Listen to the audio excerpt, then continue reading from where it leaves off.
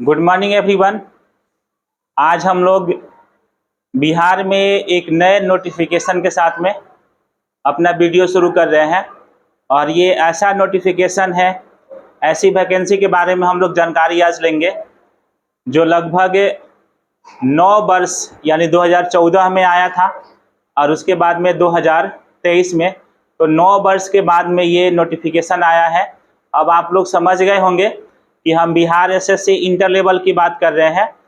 हाँ, तो सही समझ रहे हैं हम लोग कि बिहार एसएससी इंटर लेवल का नोटिफिकेशन 2023 में आ चुका है और 2023 में बिहार एसएससी में कौन कौन से पद दिए गए हैं, इसमें से सबसे अच्छा पद कौन सा है, इसके लिए क्या क्या सिलेबस है, उसमें कौन कौन सब्जेक्ट पढ़ना है, किस तरह के उसमें पॉइंट चाहे टॉपिक दिए गए हैं जिसको तैयारी करना है, सब पर हम लोग आज विस्तृत चर्चा करने वाले हैं।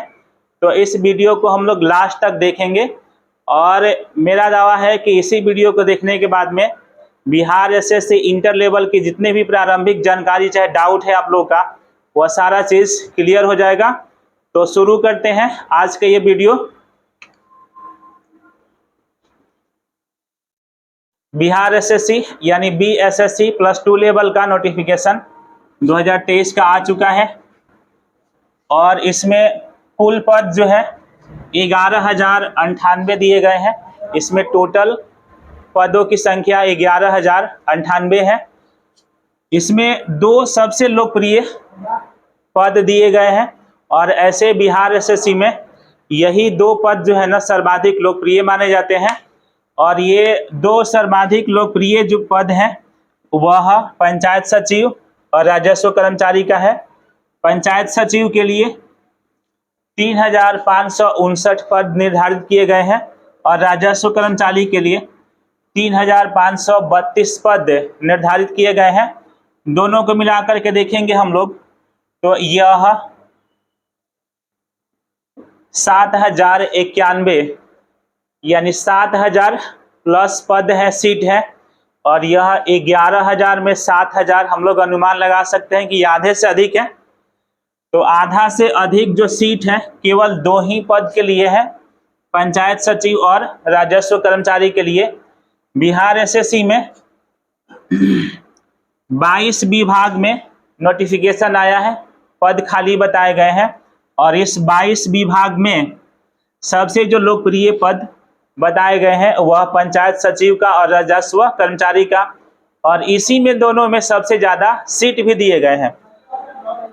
पंचायत सचिव और राजस्व कर्मचारी को हम बार बार इसलिए बोल रहे हैं क्योंकि बिहार में स्थानीय सरकार में ये सबसे महत्वपूर्ण और लोकप्रिय पद होते हैं, पंचायत सचिव और राजस्व कर्मचारी। इसके बाद इस दोनों के बारे में और ये भी हम लोग समझ लेंगे कि 22 विभाग में जितने भी क्लर्क वाले पद दिए गए हैं तो उस सब में टाइपिंग वगैरह की भी आवश्यकता है, टाइपिंग कंप्यूटर की जानकारी भी होना चाहिए। लेकिन राजस्व कर्मचारी और पंचायत सचिव के लिए टाइपिंग का होना अनिवार्य नहीं है, इसमें टाइपिंग की आवश्यकता नहीं है। इसमें केवल बस रिटन एग्जाम को पास करना है और उसी के आधार पर आपका सिलेक्शन हो जाएगा। इसमें कोई एडिशनल चाहे वोकेशनल कोर्स की आवश्यकता नहीं है, बस सिंपल इसमें केवल +2 आपको पास होना है और +2 पास होने के बाद में इस फॉर्म को आप भर सकते हैं। इसमें मिनिमम एज जो है ना वह 18 वर्ष है और मैक्सिमम एज की अगर बात करेंगे हम लोग तो 37 वर्ष है। मैक्सिमम एज कितना है? 37 वर्ष। और जितने भी लोग आरक्षण कैटेगरी के वाले हैं, रिजर्वेशन वाले हैं, तो 37 में 3 वर्ष और 5 वर्ष अपना जोड़ लेंगे, मतलब कि 40 से 42 वर्ष तक मैक्सिमम एज हो जाएगा जो लोग आरक्षण वाले हैं, रिजर्वेशन वाले हैं। इसमें आज के वीडियो में सारे इन्फॉर्मेशन हम दे देंगे कि इसमें एज और सिलेबस के बारे में भी बताने वाले हैं। आप लोग आगे देखते रहिए। बीएसएससी के इंटर लेवल का जो नोटिफिकेशन आया है तो उसके एग्जाम पैटर्न को समझते हैं कि उसमें किस तरह के एग्जाम रहेगा, उसका सिलेबस क्या है, कौन कौन विषय से कितना प्रश्न पूछे जाते हैं, इन सब को देखते हैं। सबसे पहले याद रखेंगे हम लोग कि इसका जो फॉर्म भरा रहा है वह 27 सितंबर से भराना शुरू होगा और ये भराएगा 11 नवंबर तक। तो समय रहते हुए सारे लोग ठीक तरीके से अपना फॉर्म को भर देंगे। इसके बाद देखते हैं हम लोग कि एग्ज़ाम के लिए किस तरह की व्यवस्था की गई है। तो बीएसएससी का एग्ज़ाम जो होता है तो यह 2 ठो इसका एग्ज़ाम होता है, एक पीटी होता है और दूसरा मेंस होता है। पहले हम लोग बात करेंगे पीटी एग्ज़ाम के बारे में कि इसमें कितना नंबर और कौन कौन से सब्जेक्ट से कितना क्वेश्चन रहेंगे। तो पीटी एग्ज़ाम जो है तो इसमें कुल प्रश्न जो पूछे जाते हैं हम लोग से वह 150 प्रश्न पूछे जाएंगे और एक क्वेश्चन जो है ना 4 नंबर का रहेगा और ये 600 अंकों का होगा। यानी पीटी एग्ज़ाम जो है ना उसमें 150 प्रश्न पूछे जाएंगे, एक क्वेश्चन 4 नंबर का होगा और इस तरह से 600 नंबर का आप लोग का पीटी एग्ज़ाम होगा। अब इस 600 नंबर में यानी 150 प्रश्न जो है ना वह 3 खंड में बांट करके पूछे जाते हैं।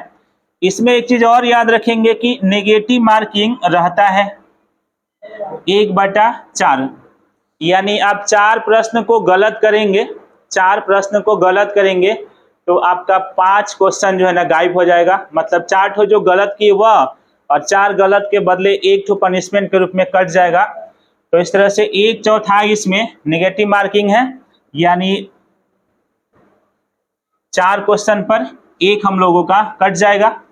आगे देखते हैं हम लोग कि 150 प्रश्न को कितने भाग में बांटा गया है, कौन कौन से सब्जेक्ट से क्वेश्चन रहेंगे।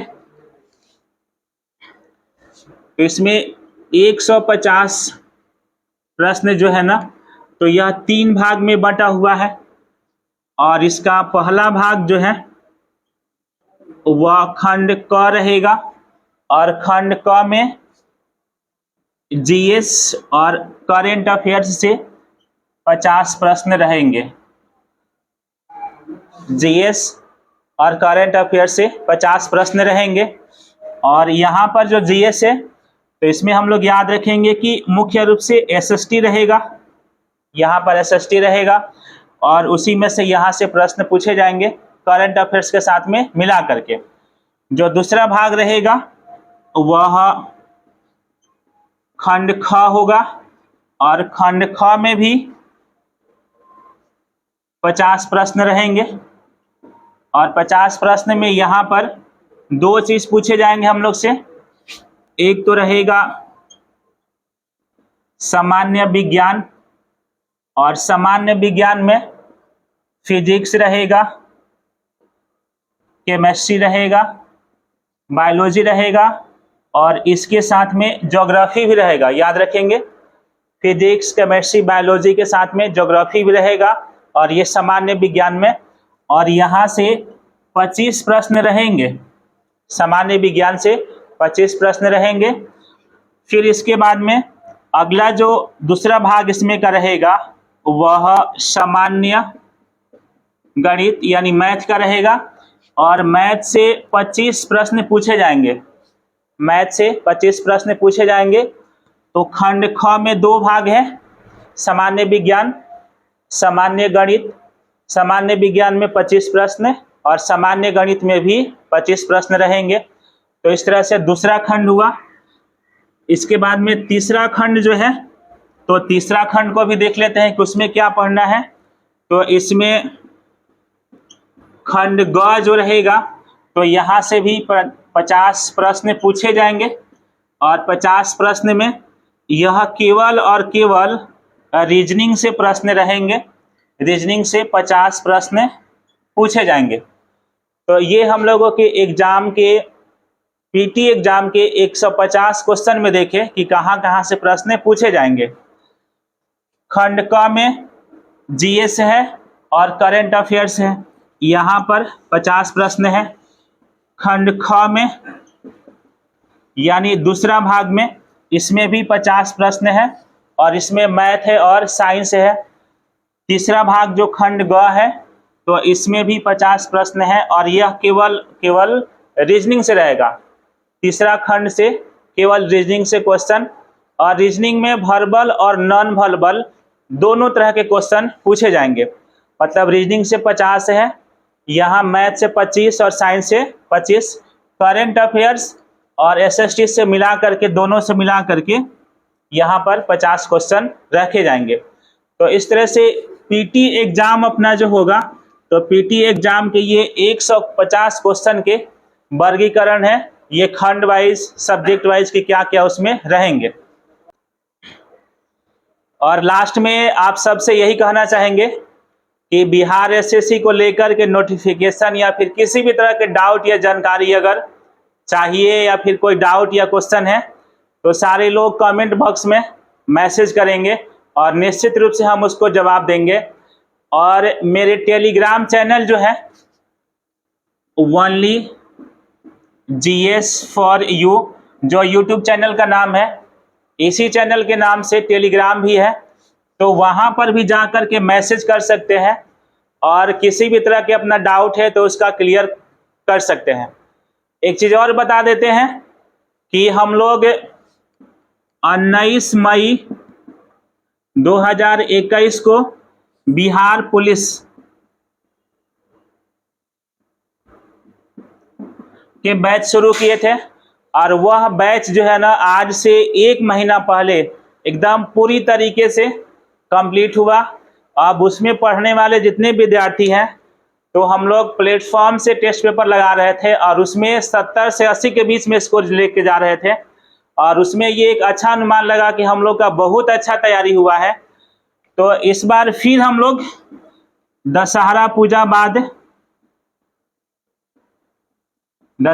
पूजा बाद या फिर ऐसे कह लिया जाए कि बिहार पुलिस के एग्जाम के बाद केवल और केवल बिहार एसएससी के लिए बैच शुरू कर रहे हैं +2 लेवल के लिए, जिसमें एग्जाम के तीनों खंड, जीएस है, साइंस है, मैथ है, रीजनिंग है, सबको लेकर के एक बेहतरीन रणनीति के साथ में हम लोग तैयारी शुरू कर रहे हैं। और हम लोग में से अगर लगेगा कि जिसको इस बार आर या पार वाली स्थिति है तो वे लोग हम हमारे बैच को ज्वाइन कर सकते हैं, क्लास कर सकते हैं ऑफलाइन। हाँ, लेकिन इसमें यह है कि बाकी सारे कोचिंग और बैच के जैसा ना कि बिहार पुलिस तो रेलवे एसएससी सबको मिलाकर के बैच नहीं है, केवल और केवल बिहार एसएससी के लिए बैच हम लोग शुरू करेंगे। इसमें सारे चीज को हम लोग 4 महीने में खत्म करने का टारगेट रख रहे हैं, क्योंकि इसका एग्जाम जो है ना 6 महीने के अंदर होने वाला है। ध्यान से सारे लोग सुन लेंगे कि बिहार एसएससी के एग्जाम जो है ना आपका 6 महीने के अंदर होने वाला है और हम लोग 4 महीने के अंदर इसका टारगेट बैच शुरू कर रहे हैं, जिसको पूरा कंप्लीट कर लेंगे। और बचेगा जो 1-1.5 महीने का समय लास्ट में, तो वह टेस्ट प्रैक्टिस में हम लोग लेकर के अपना करके ख़त्म करेंगे। और इस तरह से पूर्ण विश्वास के साथ में हम लोग दशहरा पूजा बिहार पुलिस के एग्जाम के बाद में बिहार एसएससी का बैच शुरू कर रहे हैं। और इसमें भी ठीक उसी तरह से हम लोग सफलता हासिल करेंगे कि जिस तरह से बिहार पुलिस में शुरू से जितने लोग लगे रह गए मेरे साथ में, वो आज सारे लोग रिजल्ट देने की स्थिति में हैं। और ये क्लासरूम मतलब किस तरह से हम लोग डिजाइन और व्यवस्थित किए हैं कि बस एक एग्जाम एक बार में ही क्लियर करना है, इसके अलावा दूसरा कुछ बीच में नहीं सोचना है। तो प्यारे विद्यार्थियों, जिसको लगता है कि इस बार बिहार एसएससी में अपना एक सीट क्लियर करना है, कंफर्म करना है, तो आप लोगों को जहां पर सबसे नज़दीक में अब बेहतरीन व्यवस्था लगे पहले वहां जाइए, और जहां जब लगे कि अब कुछ नहीं होने वाला है तो जरूर एक बार हम लोग के पास में। हाँ, लेकिन शुरुआत जो है ना तभी से मतलब होनी चाहिए जब हम लोग का बैच शुरू हो रहा है। अगर बाद में आते हैं तो फिर लगेगा कि आपका कुछ छूट गया है। तो इसीलिए अभी से ही एकदम दिमाग को सेटअप कर लीजिए कि बिहार एसएससी में सिलेक्शन लेना है और बढ़िया से तैयारी करने के लिए एक सही प्लेटफॉर्म का सिलेक्शन करिए, चाहे खुद से तैयारी हो जाए या फिर किसी के गाइडलाइन में। और इसी सारी मतलब की शुभकामनाओं के साथ में कि आप सब लोग का, जितने भी लोग हैं हमसे ऑनलाइन चाहे ऑफलाइन चाहे कहीं से भी जुड़ करके अपना तैयारी करें, अगली बार आप लोग का सिलेक्शन लिस्ट में नाम रहे। और इसी के साथ में आज का वीडियो ख़त्म कर रहे हैं। पूरे जोश, एनर्जी, उत्साह के साथ में बढ़िया से बिहार पुलिस का एग्ज़ाम दिया जाए। बिहार पुलिस के एग्ज़ाम देने के बाद में एक नया कठोर संकल्प के साथ में इसको शुरू करना है। चलते चलते एक लाइन कि जीवन में जिनके पास में मजबूत इरादे होते हैं उनके पास बहाने नहीं होते हैं, और जीवन को बनाने के लिए एक मजबूत इरादा काफी है, नहीं तो जीवन तो बेकार होता ही है बहाने से। ठीक है, इसी के साथ में हम लोग आज का वीडियो खत्म करते हैं और अगले वीडियो में फिर इसी तरह से कुछ बढ़िया जानकारी के साथ में मिलेंगे।